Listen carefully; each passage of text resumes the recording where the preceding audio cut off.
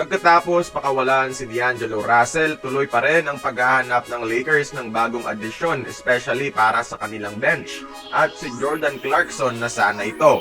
Muntik na sana itong matuloy, pero anong nangyari? Pero bago natin pag-usapan, like mo naman ang ating video bilang suporta.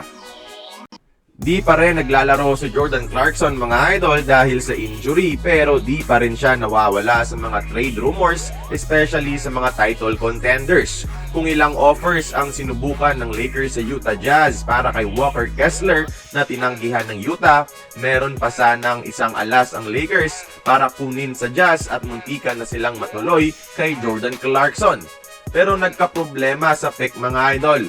Looking back sa Westbrook trade years ago, may nakuhang 2027 first round pick na lottery protected ang Jazz galing sa Lakers.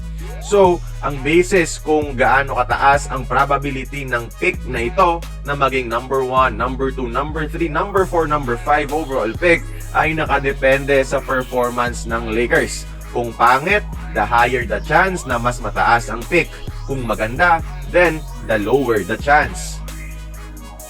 Kaya naging hesitant ang Jazz na ibigay si Clarkson sa LA kahit ang kapalit ay sina Gabe Vincent at Jalen Hood-Schifino na isang young prospect ala Jamal Murray na perfect sana sa kanilang rebuild.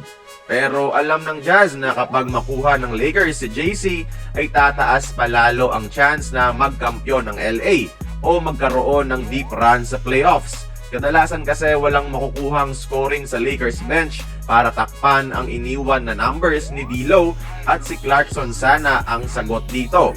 Dala ang kanyang shot creating ability na isa sa mga best sa NBA, may matitirang shot creator ang Lakers kapag pagod si LeBron at si Austin Reeves. Ideal sixth man ngayon si Clarkson para gumaling palalo ang Lakers at ayaw ito ng Utah Jazz.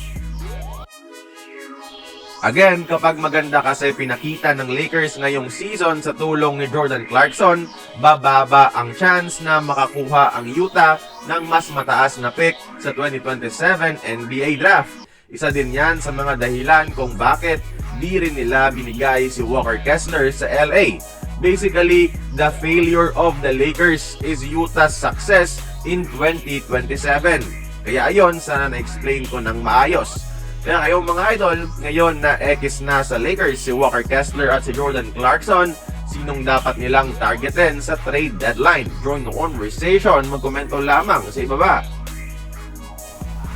Kung nagustuhan mo ang ating video, please like, share, and subscribe. I-follow mo na rin ang ating social media platforms for more exclusive sports content. Until then, this has been Courtside Buckets. See you on the next one.